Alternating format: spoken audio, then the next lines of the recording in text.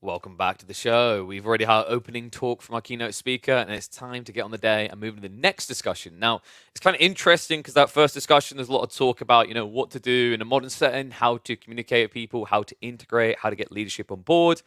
And after we've been focused on the 21st century, my next guest seems to be fixated on time traveling back to the 19th century to take some firm lessons from the Victorian era. It's my pleasure to introduce Simon Copsey, and I'm sure he can explain exactly why we're going back to the 19th century. Thanks, Darren. Thank you, everyone. Thanks for having me. Yes, no, I am fixated on Victorian times. There's a lot we can learn. There's a lot I'm yet to learn about Victorian times. But before I say why, let me say hi. So, hi, I'm Simon. I help happier staff deliver better things sooner. Come say hi. I'm over at curiouscoffee.club. Thank you for having me. So, cracking cholera's code. The reason it's so important to me is hundreds of thousands of people died from cholera in the 1800s, and cholera still affects us today. All of this furthers my desire to share what we can learn from cholera, and particularly from one man's efforts to overcome the deadly disease. And that man was John Snow, a physician in London. But as part of this, there's only three things I really want to cover. The first thing is to start in Victorian times, to show a tragic example of how beliefs can let us down, what we can do about it, and how technology comes into the picture. All the good ideas in this presentation come from other people. All the bad ideas are mine and mine alone. As I go through this, two warnings. One is there's going to be some deviations away from history, minor deviations, and that's just in the interest of time. I can't squeeze everything in. And also there's going to be questions. These questions aren't to test you, but to test me to make sure I'm conveying the material in a way that makes sense. Answers in chat. There'll be a short delay in your answers reaching me, so I will be pausing now and then. Apologies for that. But it just gives me a sense check. Questions as well in the chat, please. Right, so let's jump in. Beliefs and how they let us down. So let me set the scene. So we're in 1854 London. It's the beginning of the third outbreak. Over 100,000 people in the UK have died from cholera so far. The prevalent belief of the time is that cholera is spread by inhaling bad smell. It's known as the miasma theory. And London's many cesspools are therefore suspected. So this was before London's sewer system had been established. London primarily featured standalone cesspools throughout. They were emptied each night by nightmen, as you can see in the picture, who then sell that effluent to farmers for use as fertilizer. But let me put you into the picture. Let's make this interesting. So imagine you're in Soho, cholera is exploding. You're the budget holder for the region or the vestry, and local officials present you with three options. And remember, these three options were actually considered, and they were all considered because they were targeting the removal of the sources of bad smell, and therefore the source of cholera. So the first option is close smelly businesses like slaughterhouses or tanneries. The second option is emptying the smelly cesspools into the Thames. And the third option is knocking down buildings to improve airflow. So the question I have is, which option would you try? There's a 5-second delay. I'm going to pause, have a coffee. I'll see if any answers come in, and I'll continue.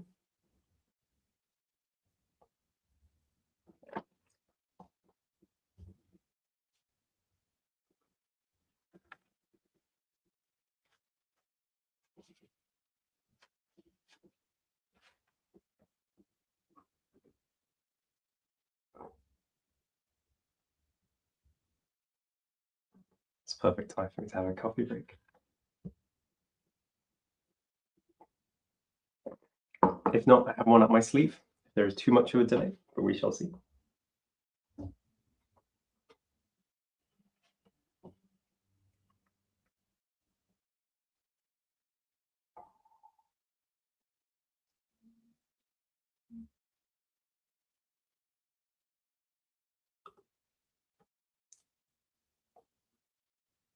I'm going to roll on, and I'm going to pick two. And I'm still going to be curious what comes up for other people. The reason I'm going to pick two is this was something that was actually done. So we can actually play through what happened.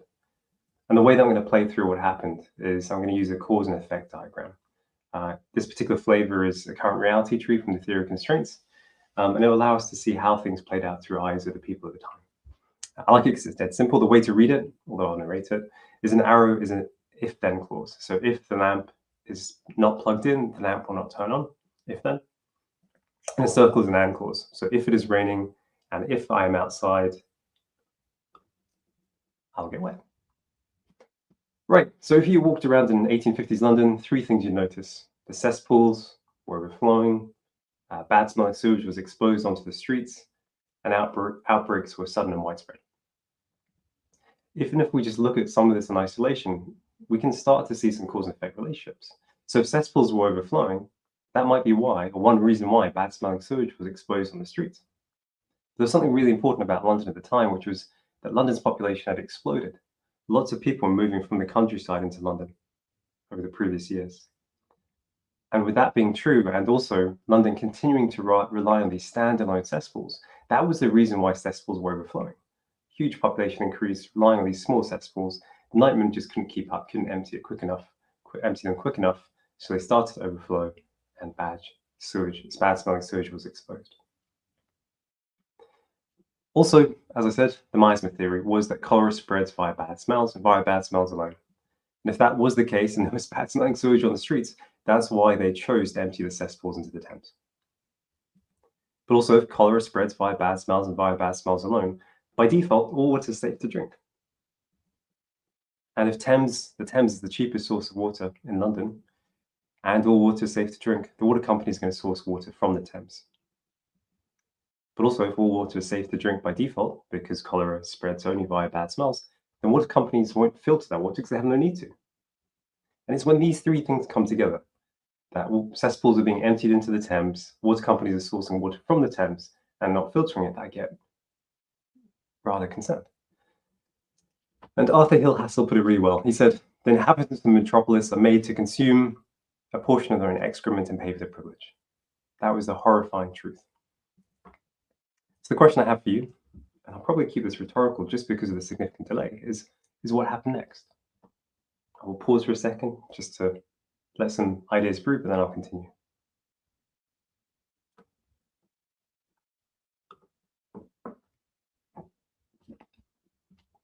So if you went along with the miasma theory, everything should be fine because cholera is only spread by bad smell. But reality deviated from expectations. Water companies were actually spreading infected material in the drinking water, which was leading to the outbreaks being sudden and widespread. And that meant there was a pressure to act. And the pressure to act meant the government did more of the thing that they should not have done, emptying more cesspools into the Thames faster, creating a downward spiral. So the question is, why did reality deviate from expectations at the time?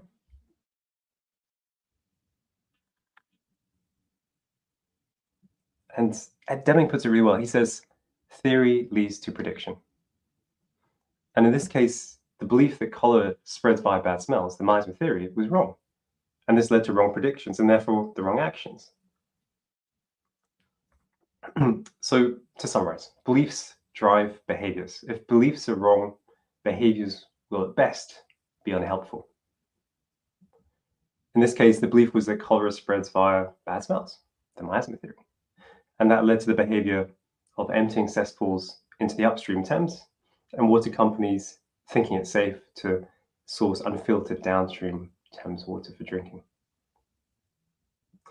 The question I have at this stage is, what happens if you try to change behaviors directly? Have you ever told a child not to do something? And what was the very next thing that they did? Again, pause for effect. Pause to give you some time to think. Well, Alfie Kohn puts it really well. He says, what rewards and punishments do, if we try to change behavior directly, is produce temporary compliance, their biased obedience. But temporary is the key word here. And so really, if we want to have any long-lasting change in behavior of individuals or groups, we need to start by changing beliefs. And it's for this reason that a change in belief must come before we see any change in behavior. That it took over 30 years to see any real positive change in London's approach to preventing cholera. So recap, cause and effect thinking can help us find the beliefs that undermine previous attempts to improve a situation. The belief that people could only catch cholera by inhaling bad smells led to 1850s London doing all the wrong things in an attempt to improve the situation. emptying cesspools into the Thames. And cause and effect thinking can then help us understand what we need to do differently next time as a result. But beliefs must change before behaviors will change. If people still believe in the miasma theory, they'll still operate in accordance with the miasma theory. So there's a question I want to put at the back of your mind for later. We'll come back to this, which is, if you were to take a time machine, to use Darren's words, back to Victorian times, and you're talking with scientists, how would you prove to them that their theory, the miasma theory, is wrong? But keep that at the back of your mind. I want to talk about my friend Sheila for a second. So my friend Sheila, she's fine now, but she had a few symptoms a number of months ago. She was feeling tired, she had dry eyes, she was feeling forgetful. Poor Sheila. And she thought this was all because she was using the computer too much. So her solution at the time was to use computers less. Very logical. But the question I have is, how can we tell if Sheila's belief is correct? How can we tell that all of Sheila's symptoms were indeed caused by using computers too much? The answers I normally receive here is, well, obviously go see a doctor. Always go see a doctor. But try something. Try a medication. See how it goes. Or diagnostics, blood tests. So I think those are all, the right things to do. But there's a really simple way that we can kind of check whether Sheila's belief is valid or invalid with just a pen and paper. And that's through cause and effect thinking, like we did before. So Sheila believed using the computer too much was causing all three symptoms. If she's right, we should be able to connect all these symptoms to the underlying belief. If we can't, the belief is invalid. The belief should explain all symptoms and observations. So let's try. So if Sheila uses the computer too much and Sheila blinks less when looking at the screen, that would explain why maybe it's causing her dry eyes, right? But if Sheila uses the computer too much, it doesn't explain her forgetfulness. Sheila could not explain how using the computer too much would lead to her forgetfulness. There's a missing because. If Sheila uses the computer too much, she would feel forgetful because, and she just didn't have an answer. And the same with tiredness. There was another missing because. If Sheila uses the computer too much, she would feel tired because, again, Sheila didn't have an answer. And Lisa Scheinkoff puts it really well. She says, people are hurt and organizations do not improve due to our carelessness in the use of the word because. And Sheila's belief was invalid because it could not account for two of her symptoms, the tiredness and forgetfulness, two missing becauses. And so Sheila's solution at best, maybe it would help the dry eyes a little bit, but it wouldn't get to the root of things.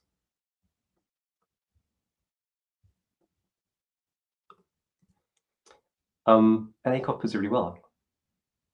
He says, we fail more often because we solve the wrong problem than because we solve the right problem. We get the wrong solution to the right problem. And Sheila's solution was the right solution, just to the wrong problem. If her symptoms had been caused by using the computer too much, then fine, use it less. But that wasn't the problem.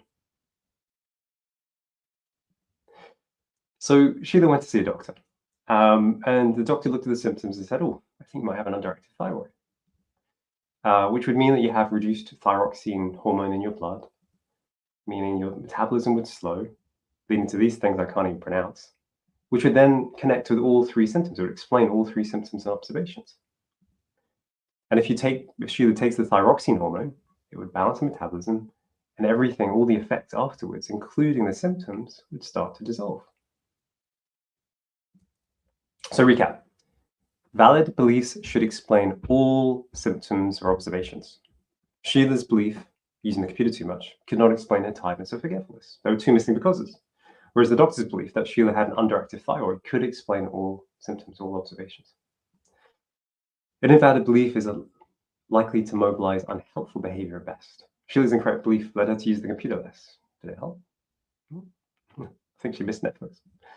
Right, let's jump back in. Upgrading faulty beliefs. Let's come back to the question I asked you before, which was, how would you prove the miasma theory was wrong if you were talking to scientists at the time?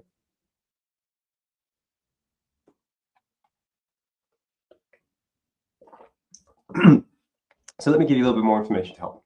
So John Snow, eminent physician, originator of epidemiology, made some observations at the time. The first one was he created a map from all the deaths that were occurring in Soho using hospital records. And he noticed, what I've already shared with you, that outbreaks were sudden and widespread. They're occurring in a very short period in a very wide area. The second observation he had was that there was a death in Hampstead and Islington, far away from the outbreak area. And so some people were affected even far from the outbreak. But what was more interesting was he noticed that the Perlin Street workhouse had very few deaths. 5 of the 535 workers died. But also, even more interesting, the Lion Brewery, which was right in the middle, had no deaths at all. So this third observation was that some people, even within the outbreak area, were unaffected. And so if these are the observations, what we really need to do is take the common belief of the time, the miasma theory, that cholera is spread via inhaling bad smell, and see if it can explain all 3 observations. Can we connect them all together? Let's try it. So if cholera is spread via bad smell, and bad smells affect large areas, like the whole of Soho, then it could explain why outbreaks are sudden and widespread.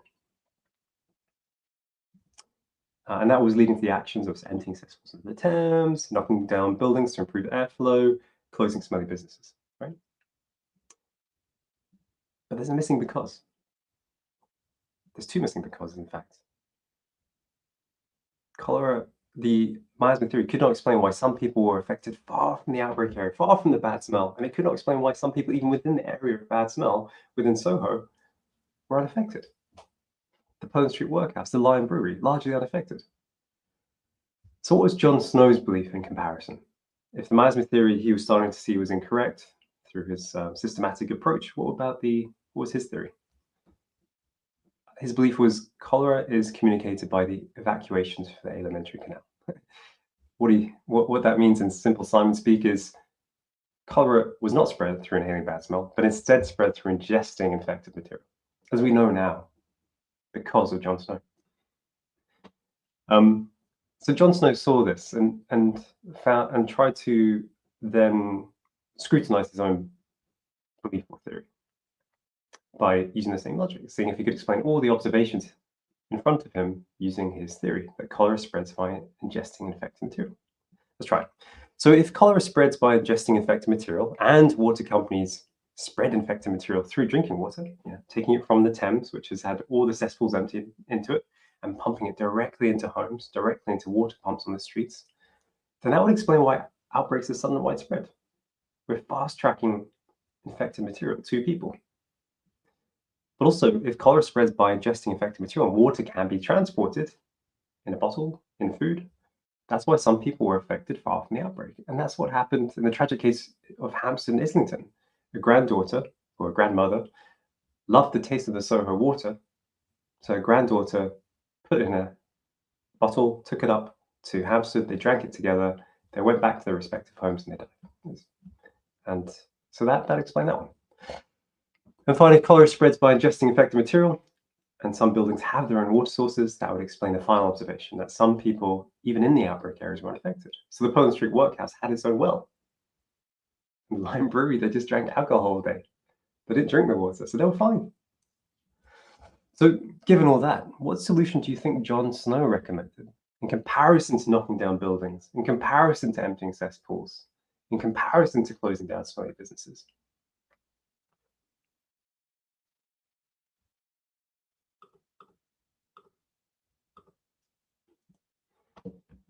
Boil your water. That was the suggestion. Boil your water. So much simpler. Once you understand the problem properly, the solution becomes so simple. To recap, valid beliefs should explain all symptoms or observations. In this case, the miasma theory had 2 missing becauses. It couldn't explain why some people were affected far from the outbreak and why some people, even within the outbreak area, weren't affected. And an invalid belief is likely to mobilize unhelpful behavior. We could just boil water rather than emptying cesspools into the Thames, knocking down buildings to improve airflow, closing smelly businesses. So this recap probably sounds very similar to Sheila's, just applying to Victorian London. So let's come back to the present day. Let's apply this to a modern business, what we've learned from Victorian times. Right, so again, putting you in the epicenter here, Imagine, if you aren't already, you're a principal technology consultant. Your client wants you to build an internal travel booking website, and this is to replace an existing manual process, make it easier for staff to submit travel requests to a central admin team who then approve and book the travel. Your client believes it will solve 3 problems. The first problem is staff spending loads of time submitting travel requests. The second problem is that the central admin team that receives those travel requests is spending loads of time reviewing them. And thirdly, costs are increasing across the organization. The question I have for you, I'm going to pause for a coffee, is would you take this project on? It pays well. It pays well.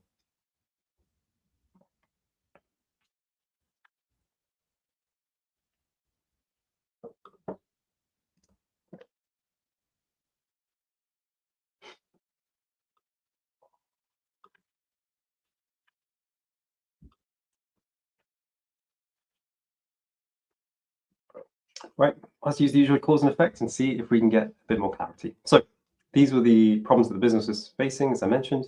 Costs were increasing, reviewing travel requests by the central admin team was just taking a long time, and staff were spending loads of time submitting those travel requests in the first place. There are 2 other problems or observations. Staff were unhappy and tired, and also staff were quitting. So in this business, it's important to know that travel was a significant cost. And if costs were increasing and travel was a significant part of it, leaders began to focus on reducing travel costs. And in the past, some staff had wasted company money. Not many, but a few. What that translated to was staff not being trusted by leaders in general. And if staff weren't trusted and leaders were focusing on reducing travel costs, then all the leaders brought in a unilateral rule, which is all travel requests must be approved. If all travel requests must be approved to make sure we save a penny and a dime, then, and reviewing travel requests take notable time, then what the leadership team did was they brought in a central admin team to review each and every travel request. And that was one reason why costs started to increase, because you needed to pay that team, you needed to pay their salaries. You're a new team. But also the central admin team has limited context. They don't know the people submitting the travel requests. They don't know the purpose of travel. They don't know why they chose the flights they did. Then the only thing the central admin team can do is review the requests on cost alone, on the final number. And if that was the case, that led to a lot of travel requests being rejected. And then staff having to resubmit, resubmit. But also, if cheap hotels are out of town and requests are reviewed on cost alone, then staff are going to be encouraged to stay at those cheaper hotels outside of town and then spend notable time in transit. And also, if cheap flights are at those inconvenient hours, but requests are reviewed on cost alone, then staff are going to be encouraged to travel at inconvenient hours to save money. What that means is that staff are unhappy and tired. They've come all this way for an important meeting that's worthy of flying or transit, and they're now tired. Might be with their clients, it might be with each other. And in those situations where it's the most important you make good decisions, those staff are unhappy and tired and going to be less productive, which means it's more likely that costs will increase. They'll make bad decisions. But also, if staff are unhappy and tired, at some point they'll quit. And if replacing staff comes at a cost, as we know, again, costs will increase for another reason. All this is very direct, but it will happen.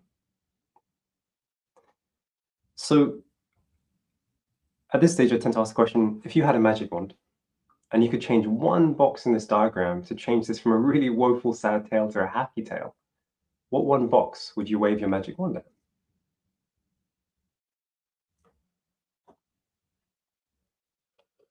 I just want to give you time to form a thought in your head, look at the diagram, see which one box you would change to try and help this unfold differently.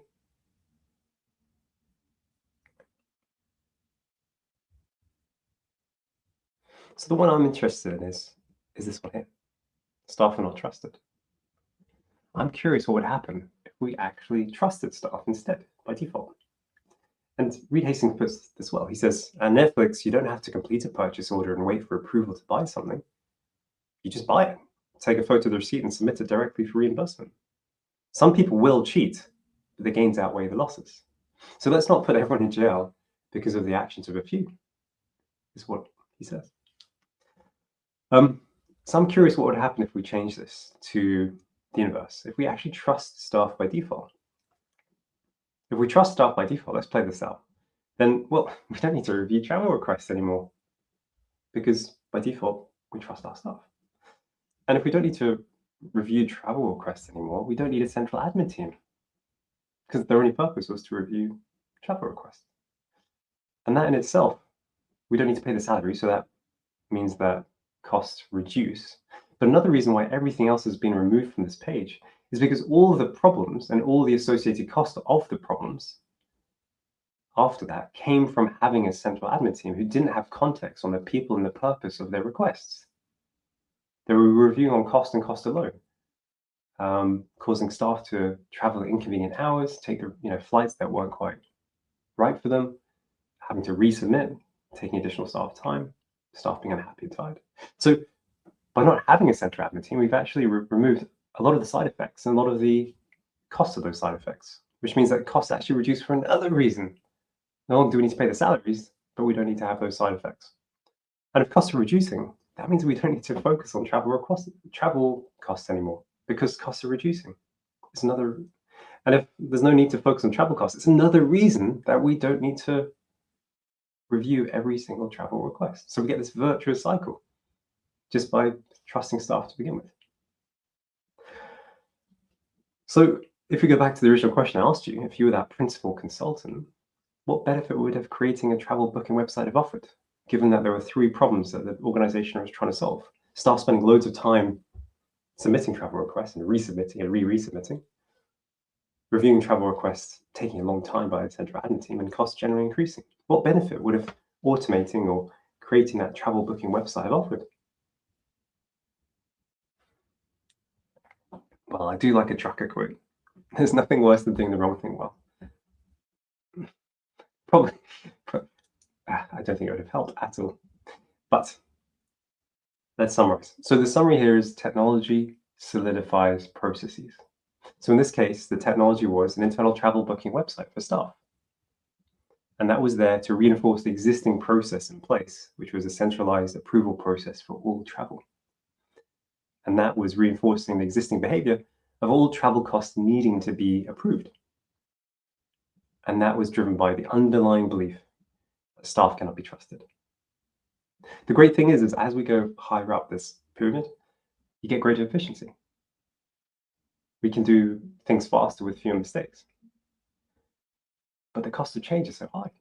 It is much easier to change a paper-based process. We can do that overnight. But changing a software-based system, we know can take years. So we really need to start with a belief. We need to start here at the bottom. If technology is so costly to change, before we solidify any process or any belief, we need to ensure we are solidifying the right ones. In this case, we want to solidify the process that was leading to all the negative consequences that the business was observing. My dad puts it really well. He says, managers can't see, not because they don't want to, but because they're unquestionably following the rules without asking why. And it's why that helps us get down into the underlying beliefs behind the processes. So before we solidify the technology, we know whether we're solidifying the right ones. In this case, the belief was staff cannot be trusted. But equally so, it could be cholera spread by inhaling bad smells. So recap, technology solidifies processes, makes them hard to change. If processes are based on incorrect beliefs, technology will only help us do the wrong thing better and make it harder to do the right thing.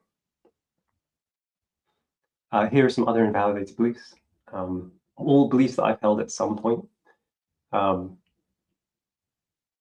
put some reading at the end of where I understood these aren't quite right. But so what? Let's summarize everything. So key points. An invalid belief is likely to mobilize unhelpful behaviors at best. Like Sheila, we need to make sure we're not missing a because, that we get down and understand cause and effect. And cause and effect thinking can help us find and upgrade those incorrect beliefs, like the miasma theory, we cannot trust staff, all the other beliefs I showed you on the previous slide. Technology solidifies processes. It may mean we just do the wrong thing better, as we were attempted to do as a principal technology consultant. And so transformation therefore begins with transforming beliefs, kind of almost checking, debugging our beliefs and making sure they're right before we solidify the technology. If I was to summarize everything in one quote, as you can see, I quite like quotes. Akoff said that the principal obstruction to an organization getting to where its managers most want it to be lies in the minds of its managers. Beliefs govern our behaviors, processes, and technology.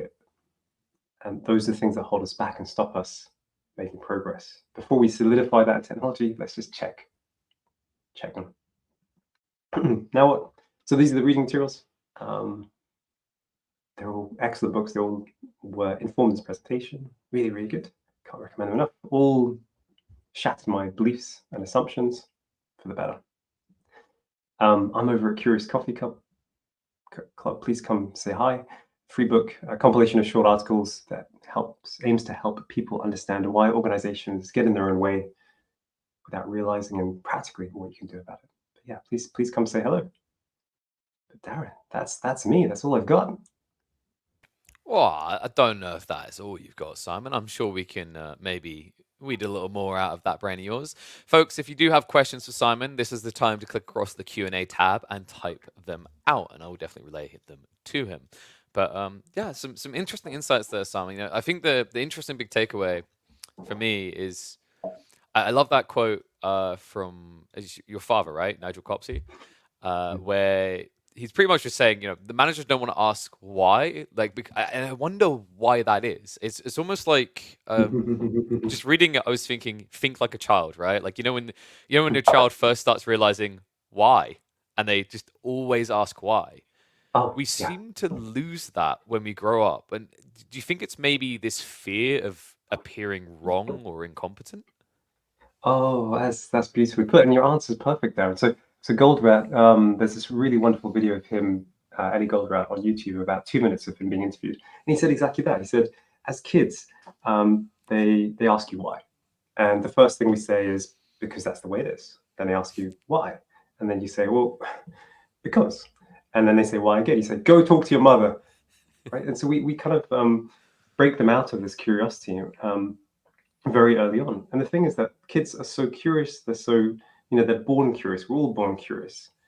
But at some point, asking why is kind of kicked out of us, as you said. And it might be part of parenting. It might be part of organizations. Like if I'm in an organization, it can feel quite rude to say, well, why do we do it like this? Why is quite an imposing word in the English language? So yeah, completely agree with what you said, your question and your answer. It's easily forgotten to ask why.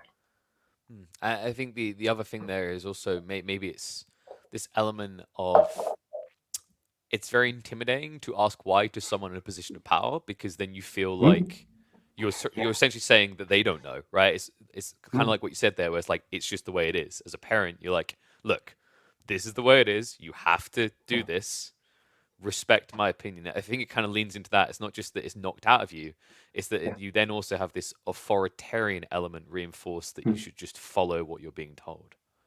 No, that's really well put. Yes, and it's and sorry, you said managers there. You put it so well, Darren. I think managers or leaders in an organization, they're the ones who set the rules. Rightly or wrongly, they're the ones with the power. It's not its fault. They have the power to change policies, to change how things are done. And unfortunately, they're the ones, therefore, whose beliefs set how the organization works. And so they're the ones we need to ask why, because conditions change. What an organization does changes over time. How it does it changes over time. It needs to change over time, otherwise we can't adapt. And so it's absolutely they're the people we need to ask why to, but they're the hardest people to ask why to, depending on the culture, depending on the norms. So yeah, spot on again. Yeah, feels good. Yeah, it's. I think it's also one of those kind of interesting things where the difference between just once again not appearing like you know what you're doing versus justifiable analysis. It's Yeah, almost yeah, yeah. like a lot of time companies are waiting to see examples of failure to justify Yeah. them slowing down. How do you Mhm. kind of reconcile that? How do you like tell these people in those positions, okay, we are the example waiting to happen. We need to slow down and take a different look at this. Oh, that's a good question, right? So crisis, of course, is a calling, right? As we've seen with like Challenger and very sad stories like that. Um, I guess there's a few things there, right? So if you were to go to Vanguard Consulting, who are amazing, and they use a lot of Deming's kind of beliefs, I think they say there's 3 approaches to helping leaders learn and see things differently. I'm going to try and remember them. One is coercive. Say, do this or else. So if you're in a position of power, you could do that. But if you're not, you can't. And as we saw with Alfie Cohen, right, telling someone to do something without helping them change their underlying beliefs, they're just going to go back. They're just going to go back at some point to the way they operated before, because that's what they believe. The second one is I can't remember the word. It's like logical, rational. It's like what consultants do. And I'm a consultant, so I can say that, right? We go into organizations, we use logic and say, this is why you should do it like this. This is why it's not been working so far. This is why you're seeing the problems you are. You can use perfect logic. But that tends to not be as successful as the final one, which is normative, which is where you help. It's like rational is almost like trying to help. This comes from a colleague of mine, I think Stuart. He said that a rational approach is trying to help describe the color green to someone who's never seen green before.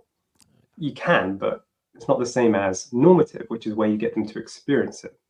And I think that's probably where going to the Gemba or whatever it's called comes from, where you help leaders experience why their organization is failing by seeing it for themselves.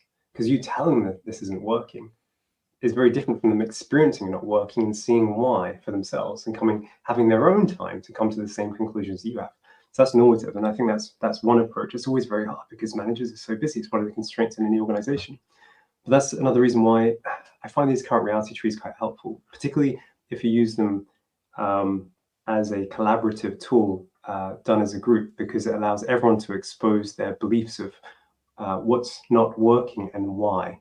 It allows people to speculate and work backwards and kind of take almost a scientific approach, because they can form hypotheses and then test those hypotheses by saying, well, if that's really the underlying cause, I expect to see these things as well. If you really have malaria, I expect you to not just have a fever, but also have these other things as well. Yeah. Do we see these other things? No. Okay, well, you must be wrong. There's something we need to change here.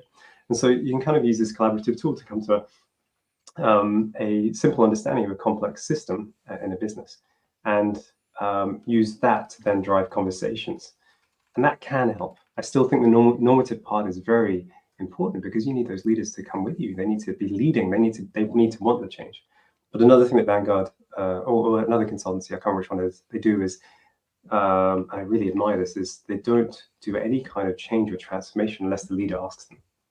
Because that invitation means that the leader's ready to confront these assumptions that are probably invalid through no fault of their own. We're never really taught how to be managers. There's management theory is so, it's not taught. I wasn't taught it. And I don't think many are. And this really lets those managers down. So until managers are ready to have bad news, or what could feel like bad news, don't go and try to change them. Let them invite change when they're ready. So I think that's one of the tools that they use in sales, to say, well, let's not try and pull people in. Let's let them come to us when they're ready, when they've seen that all the things they've tried, automation, etc., doesn't work. Cost cutting doesn't work. But yeah, I spoke for a long time. What comes up for you, Darren? I was just thinking that whole sales point. It kind of reminds me that the classic sales example I remember from a long time ago, where a guy was in an interview, and the guy went, "Sell me these sunglasses," and the guy picks up his phone and he starts reflecting the light into the guy's eyes, and he just goes, "Do you want to buy some sunglasses?" Right? It's that same kind of evocative element where. And what you kind of suggesting there is that agency you gave, where they don't suggest until they're asked. I imagine what they do is they analyze the business, they present all the facts, and then I'm guessing in that situation they're basically saying to the owner, make your own conclusions, and then we'll try to guide you based on those conclusions. So I can't talk too much about Vanguard in detail, because I'm probably going to get it wrong, although they're really an excellent company. So I'll try and do my best. But I think they kind of bring their manager on the journey so they can see the problems for themselves, and combine that with looking at what could an alternative assumption be here. What could an alternative explanation be? So, for example, a common one that Deming brings up is, 94%. I'm going to get it wrong, but 94% of issues in an organization come from a common cause, come from the system itself being badly designed, as opposed to individual performance. Whereas a common assumption with management is, if someone performs badly, it's them. Whereas what Deming is saying is, it could be but 94% of the time it's not them, it's the organization. And so what we need to do is we need to understand what led to the cause of failure and treat that. And that's what doctors do, right? They don't just treat the symptoms. They don't go, oh, you've got malaria. Oh, you're a bad person. They go, oh, well, where's that malaria? It's malaria. It's not just a fever, etc., etc. You're bad. It's, oh, that's coming from malaria. Let's give you this and this and this to try and help treat this. So in the same way that GPs work back to the underlying cause and recognize symptoms come from a cause, when we turn to organizations and we see people as symptoms, we see people not performing well as symptoms, we never go backwards and say, why could that be? What have I done as a manager that's let that individual down? And so, yeah, as you said, right, failures in organizations come from manager inaction often. And there's no disregard to managers. I've been a really bad manager. It's not them. We're just not taught how to do things. We're often promoted without that theory. Sorry, what comes up for you? I think the interesting thing there is, like, you kind of admittedly, like, hands up, I've been a bad manager. And I think, like, that's the biggest thing we're afraid of. Like, I'm not shaming you here. It's more the fact that we as people fear failure, right? But the reality is, if you look at the most successful people, like, I always say they're the biggest failures. Like, I do a lot of things in competitive gaming, and I go, that guy's the best in the world. He's the biggest loser. And I'm like, whoa, what do you mean he's the big? Because he had to fail 1,000,000 times to get it right so good. And I think that's maybe one of the big issues with managers is it can be an even more scary element is this thought that you've got all these people that you're responsible for, this business you're responsible for. People could lose jobs who make the wrong choice. But I feel like quite often more companies fail due to paralysis than making the wrong choice, actively at least. Yeah, no, I think, or just not making any choice, right? Or just continue. Like there's two things that was really exciting and really well put. There's two things that come up. Right, Mike Rother puts it really well. He says the difference between reality and expectations is learning. Right? That's what it is. And it's just we have to be open to that, and it's hard. There was something else he said there, which I've just completely forgotten, unfortunately. But yeah, absolutely. That was it. Yeah, often when any change in any organization can lead to improvement or making things worse, right? Yeah. What we need to be, it's about trying the change and seeing whether it does lead to the expected improvement, and not just improvement, full stop, but the expected amount of improvement. If it delivers less or more improvement than expected, even if it delivers 10 times what we expect, there's something in our head that's wrong. Why couldn't we predict that? If we couldn't predict that, our theory was wrong, as Deming says. If our theory is wrong, we don't understand the organization properly, and it means we're in a dangerous position. So when we try the next change, it may not be an improvement. It might be a catastrophic failure. So we need to make sure our theory, our mental model of how the organization works is correct. And we, as you said, that comes from expectation reality being different. And so slowly over time, our mental model comes to represent the organization. And it will never fully represent the organization. I think as Confucius said, the world is infinitely more complex than our mind can comprehend. But we need a mental model at least reflects reality as best we can. Yeah. What you said was exciting. The way that you kind of describe that is kind of the difference between going to the slot machine in Vegas and going into a chess tournament, right? Like, it's, you might hit a jackpot, but if you can't explain to me how you hit the jackpot, you were correct in the way you approached the jackpot, then there's nothing but randomness to your method, right? Exactly, and that's so well put. That's so well put. If you can't, setting goals, setting quotas is great, and that organizations do that. I say GPs, you have 10 minutes to see a patient. Sales team, you have this much time to bring in this much revenue. That's great, but if you can't explain by what means you want people to achieve it, all you're doing is setting quotas that will help people fail. You're not creating an organization that can support them and elevate their performance to achieve it. So as you said, right, how is that slot machine going to get you the gold, right? You need to, if you can answer that, that's much better than saying, deliver me 10 jackpots in 10 days. So yeah, absolutely. But that takes imagination, that takes creativity, that takes understanding. That's hard as a manager. That's hard. No one teaches you that. I think what you've done well as a speaker has got people to start imagining and thinking a little bit deeper. Simon, I think we're about to run out of time here, so I don't want to run us over. Very thought-evocative talk here. I'm sure a lot of people are already kind of scrambling their brains thinking, what can I do different? Once again, if they want to reach out, I believe. There you go. Scan across there. Go check out the Curious Coffee Club. Simon, as you can see, is a very receptive person, so I'm sure he's eager to hear from more of you. But now I just want to thank you for your time, buddy. It was an absolute pleasure to talk to you. Likewise, lovely to be with you. Thanks for the questions. Jeez, really good. All right, thank you, Simon. Hopefully we'll see more of you soon. Take care. Bye.